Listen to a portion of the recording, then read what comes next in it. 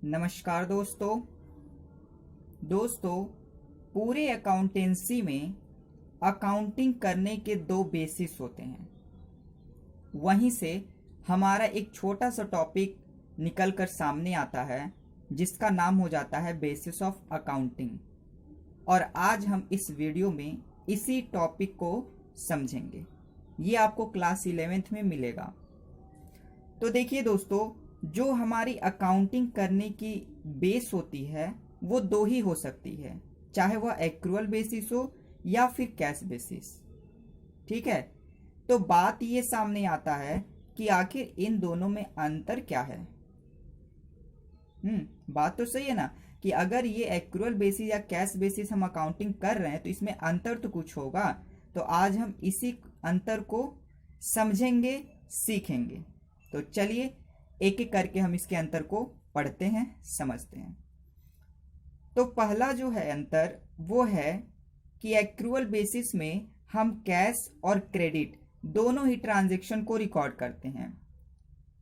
मतलब कि जब भी हम किसी से ट्रांजैक्शन करेंगे तो चाहे वह कैश से हम करें या फिर हम क्रेडिट पर करें, हम दोनों ही ट्रांजैक्शन को रिकॉर्ड कर लेंगे अपने बिजनेस की बुक में। ठीक है, लेकिन जब हम कैश बेसिस ऑफ अकाउंटिंग को अपनाते हैं तब हम केवल कैश ट्रांजैक्शन को ही रिकॉर्ड करते हैं। इसमें क्रेडिट ट्रांजैक्शन हम रिकॉर्ड नहीं करेंगे। तो ये फर्स्ट इसका डिफरेंस हो जाता है।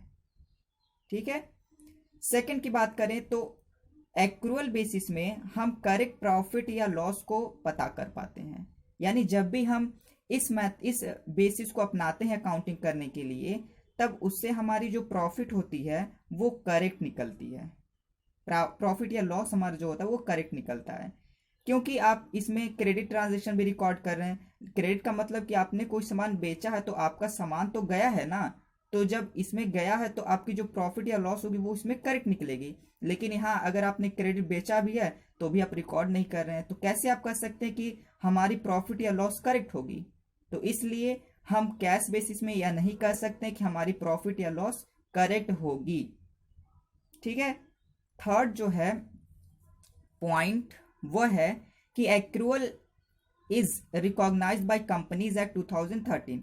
मतलब जो एक्रूअल बेसिस अकाउंटिंग है दोस्तों, वो कंपनीज एक्ट के द्वारा इसको मान्यता प्राप्त है। यानी कंपनीज एक्ट ने भी इस बेसिस को स्वीकार किया है 2013 में। लेकिन जो कैश बेसिस है उसमें उसको कंपनी ने यानी कंपनीज एक्ट 2013 ने रिकॉग्नाइज नहीं किया है, मतलब उसको स्वीकार नहीं किया है। तो ये भी इसका डिफरेंस हो जाता है। फिर जो एक्रूअल बेसिस है इसे अधिक रिलायबल बताया जाता है, यानी अधिक विश्वसनीय बताया जाता है। इस पे लोग अधिक विश्वास करते हैं। लेकिन जो कैश बेसिस होती है उस पे लोग लेस रिलायबल होते हैं, मतलब कम विश्वास करते हैं। जाहिर सी बात है, क्योंकि आप जब ये एक्रूअल बेसिस को अपनाएंगे तो इसमें आप क्रेडिट ट्रांजैक्शन भी रिकॉर्ड करेंगे, फिर इसमें प्रॉफिट भी आपको सही मिल रहा है, फिर ये कंपनीज एक्ट के द्वारा रिकॉग्नाइज्ड भी है, तो जाहिर सी बात है लोग इस पर अधिक विश्वास करेंगे, है ना।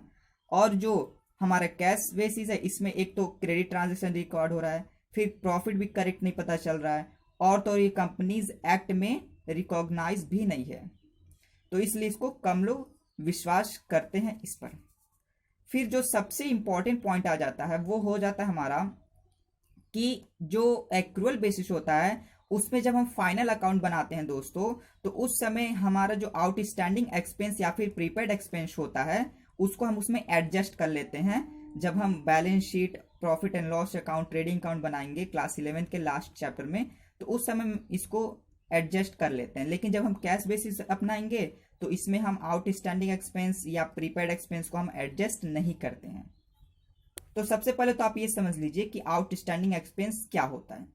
देखिए दोस्तों, जब हमारी एक्सपेंस का डेट हो जाए पूरा, लेकिन हमने उसको अभी पे नहीं किया, जैसे हम कहते हैं ना कि सैलरी आउटस्टैंडिंग, तो मतलब सैलरी का डेट तो हो गया है देने का, लेकिन हमने अभी तक उसको पे नहीं किया है, तो उस सैलरी को हम कहेंगे कि आउटस्टैंडिंग सैलरी या आउटस्टैंडिंग एक्सपेंस है। समझ में आ रही बातें। फिर प्रीपेड एक्सपेंस की बात करें तो प्रीपेड एक्सपेंस ऐसे एक्सपेंस होते हैं जो कि हम पहले पे कर देते हैं एडवांस में। कहते हैं ना कि हमने एडवांस में रेंट दे दिया, एडवांस में हमने कहीं पर इन्वेस्ट कर मतलब पैसे जमा कर दिए, तो हमारा क्या होता है, प्रीपेड एक्सपेंस होता है। बात आ रही समझ में? तो जो प्रीपेड एक्सपेंस या आउटस्टैंडिंग एक्सपेंस होता है, इसको हम फाइनल अकाउंट में एडजस्ट कर लेते हैं। कब? जब हम एक्रूअल बेसिस को अपनाते हैं। तो दोस्तों ये बहुत ही छोटा सा एक टॉपिक था जो हमें जानना बहुत ही ज़रूरी हो जाता है क्लास 11th में, तो इसलिए मैंने इसको सोचा बता देते हैं।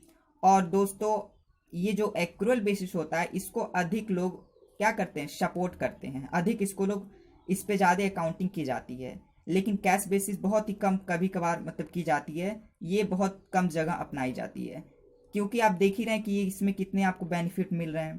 तो आई होप आपको समझ में आया होगा कि एक्रूअल बेसिस और कैश बेसिस अकाउंटिंग में डिफरेंस क्या है।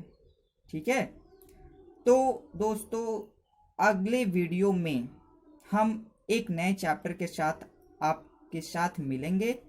और अगर कोई पिछले वीडियो या फिर इस वीडियो में कोई डाउट हो तो आप पूछ सकते हैं, नहीं तो हम आपसे मिलते हैं अपने नेक्स्ट चैप्टर के साथ अगले वीडियो में। और दोस्तों मैं आपको बताना चाहता हूं कि जो हमारा क्लास 11th का प्लेलिस्ट है उसका नाम है क्लास 11th अकाउंटेंसी। आप इसको रिफर कर सकते हैं क्लास 11th के अकाउंटेंसी के लिए। अभी इसमें चैप्टर हम कवर कर रहे हैं, आने वाले समय हम पूरा चैप्टर कवर कर देंगे क्लास 11th का। ठीक है, और हमारे एक बेसिक अकाउंटिंग इन्फो का के नाम से भी प्लेलिस्ट है जिसमें हम बेसिक नॉलेज भी उसमें दिए हैं उस प्लेलिस्ट में, तो आप उसको भी प्रिफर कर सकते हैं। बाकी दोस्तों अगर कोई डाउट हो तो आप पूछिए, कोई दिक्कत नहीं है। फिर हम आपके साथ मिलते हैं एक नए वीडियो में। तब तक के लिए आप सभी पढ़िए, सीखिए और बढ़ते रहिए। धन्यवाद।